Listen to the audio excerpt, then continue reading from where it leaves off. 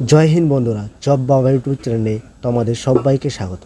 আজকে আমরা কথা বলবো 41 ব্যাটালিয়ন এসএসবি ক্যাম্প রানীডাঙ্গায় যে এসএসসি জিডি 2025-এর ফিজিক্যাল চলছে আজকে থেকে, অর্থাৎ 20/8/2025 থেকে তার আপডেট আমি সম্পূর্ণভাবে দেব। আপডেটটা কি, আপডেট কার উপর ভিত্তি করে 20/8/2025-এ যে আজকের দিনে যে ফিজিক্যাল হচ্ছে তার সম্বন্ধে আমি সম্পূর্ণ আপডেট দেব। যে কটার সময় তোমাদের গ্রাউন্ডে প্রবেশ করেছে, কটার সময় তোমাদের রান হয়েছে, কি কি করতে লাগছে, কতজন পাস করছে, ফেল করছে, সমস্ত আপডেট আমি একদম A to Z watch allow করছে কিনা সব কিছু ডিটেলস একদম আমি এই ভিডিওর মাধ্যমে তুলে ধরবো। এবং অনেকে বলতে পারে যে এই আপডেট কোথা থেকে দিচ্ছ।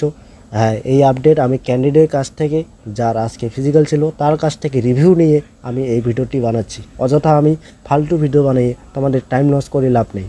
আমি একদম যা করব অরিজিনাল করব, ঠিক আছে।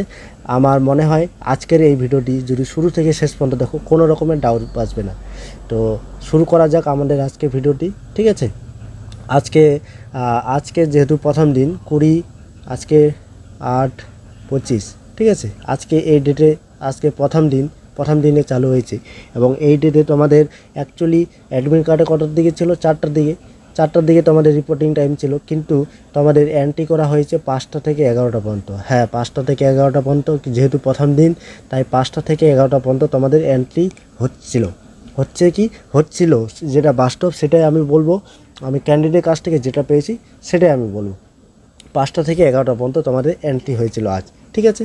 এবং এন্ট্রির সময় কী কী ডকুমেন্টস লাগছে? তোমাদের অ্যাডমিট কার্ড লাগবে, ঠিক আছে। একটা আইডেন্টি প্রুফ, যেমন ভোটার কার্ড, আধার কার্ড, যেখানে তোমাদের বাবার নাম এবং তোমার নাম বা অ্যাডমিট কার্ডে যে নাম আছে একদম সেম টু সেম থাকা উচিত, ঠিক আছে।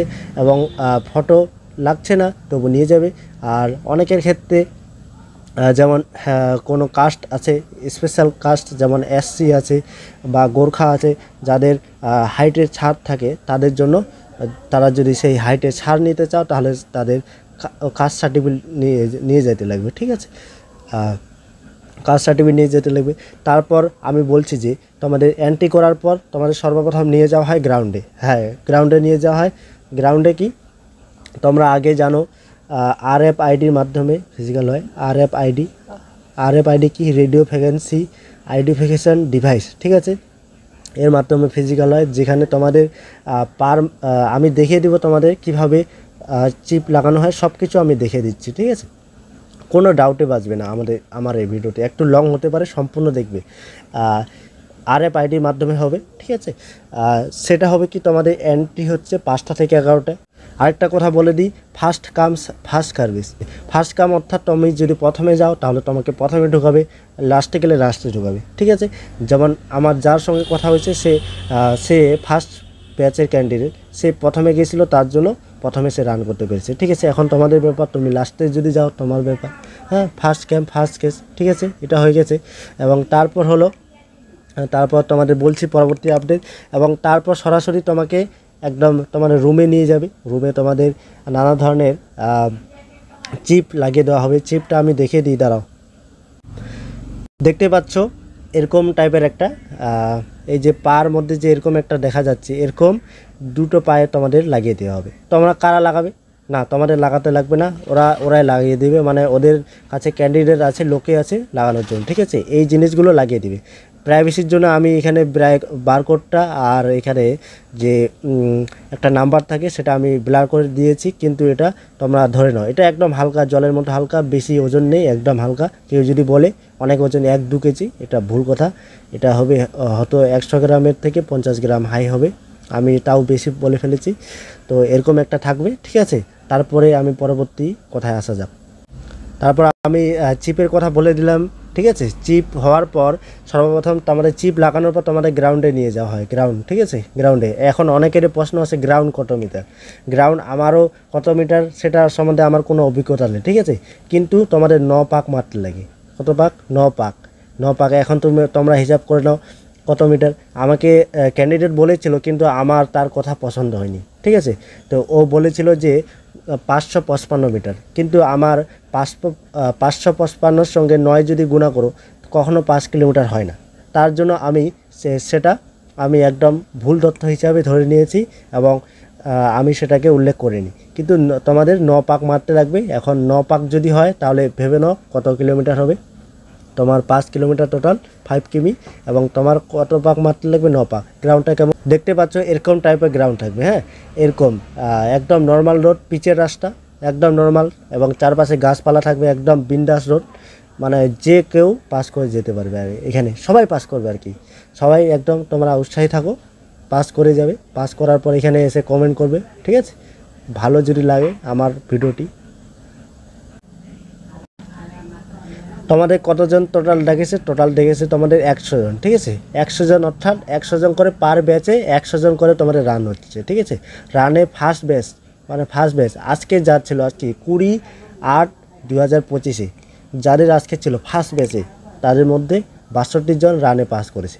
যদি বিশ্বাস না হয়, তোমাদের কোনো যদি চেনা জানা থাকে, তার কাছ থেকে জেনে নাও যে আমার আপডেটটা সত্যি হচ্ছে কিনা। একদম 100% রিয়েল, কোনো রকমের ফেক ভিডিও বানাই না আমি।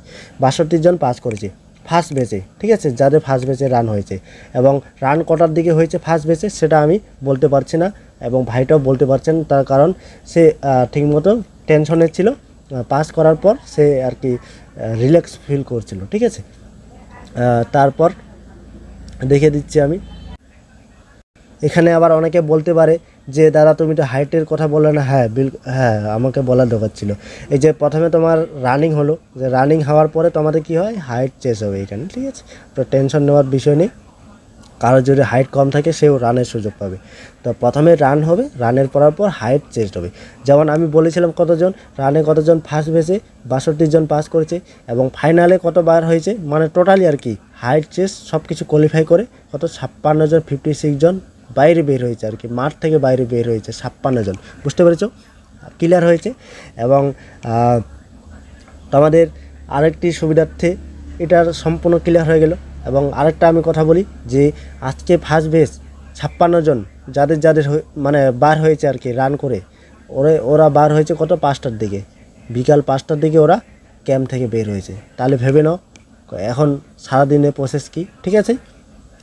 তারপর বলে দিই হাইট কেমন নিচ্ছে। হাইট হচ্ছে সব কিছু মেশিন দিয়ে। মেশিনটা দেখেছি, তোমাদের দেখেছি কি না?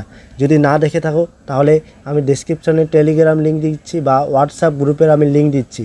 হোয়াটসঅ্যাপ গ্রুপের না, আমি হোয়াটসঅ্যাপ গ্রুপের লিঙ্ক দেবো বা চ্যানেলের লিঙ্ক দেবো, ঠিক আছে? আমি ওখানে আপলোড করে দেবো, আমাদের সেটা আপলোড করে দেওয়াই আছে, আবার আমি আপলোড করে দেবো, তোমরা জয়েন হও, ওইখানে আপলোড করে দেবো, ঠিক আছে?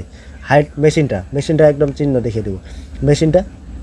এবং তারপর হলো ওয়াচ। হ্যাঁ, প্রশ্নটা হলো ওয়াচ অ্যালাউ করছে কিনা। হ্যাঁ, বিলকুল ওয়াচ অ্যালাউ করছে, তোমরা ওয়াচ পরে দৌড়াতে পারে, কোনো রকমের অসুবিধা নেই এখানে, ঠিক আছে? তারপর রুম আছে কিনা? হ্যাঁ, রুমও আছে, রুম একদম অ্যাভেলেবেল আছে ওখানে, ঠিক আছে? রুম অ্যাভেলেবেল আছে 1 থেকে 150 টাকার মধ্যে, 1 থেকে 150 টাকার মধ্যে তোমরা ওখানে রুম পেয়ে যাচ্ছ ভালো মতো একদম, ঠিক আছে? বিন্দাস রুম পেয়ে যাচ্ছ 1 থেকে 150 টাকা পার পার্সন, ঠিক আছে? রুম পেয়ে যাচ্ছ। আর তোমরা অনেকে ওখানে, আর যদি তোমরা থাকো যে ভালো রুম দরকার আছে, ভালো রুমেরও ব্যবস্থা আছে ওখানে, যেহেতু ক্যাম্পের পাশাপাশি, তো ক্যাম্পের পাশাপাশি অনেক বড় বড় হোটেলও আছে আর কি, ওখানে অসুবিধা নেই। আমি সব কিছু প্রায় ক্লিয়ার করে দিলাম প্রায়। আর আরেকটা কথা বললাম, এই যে গ্রাউন্ডের কথা বললাম, ঠিক আছে? 9 পাক, ওই 9 পাকের চারপাশে, গ্রাউন্ডের চারপাশে অনেক গাছপালা আছে, ঠিক আছে? রোদ্দুর যদি থাকে সেটাও সমস্যা নেই তোমাদের। হ্যাঁ, আমি প্রায় সমস্ত কথা ক্লিয়ার করে দিলাম। তো মনে হয় না আর কোনো ডাউট থাকবে। তোমাদের যদি কোনো রকমের আরও ডাউট থাকে, প্রশ্ন থাকে, অবশ্যই আমাদের কমেন্টে করবে বা টেলিগ্রাম গ্রুপে করবে, আমরা তোমাদের যথাযথ উত্তর দেওয়ার চেষ্টা করব। দরকার হলে আরেকটি ভিডিও আমরা করব, ঠিক আছে? তো ভিডিওটি যদি ভালো লাগে অবশ্যই লাইক করবে।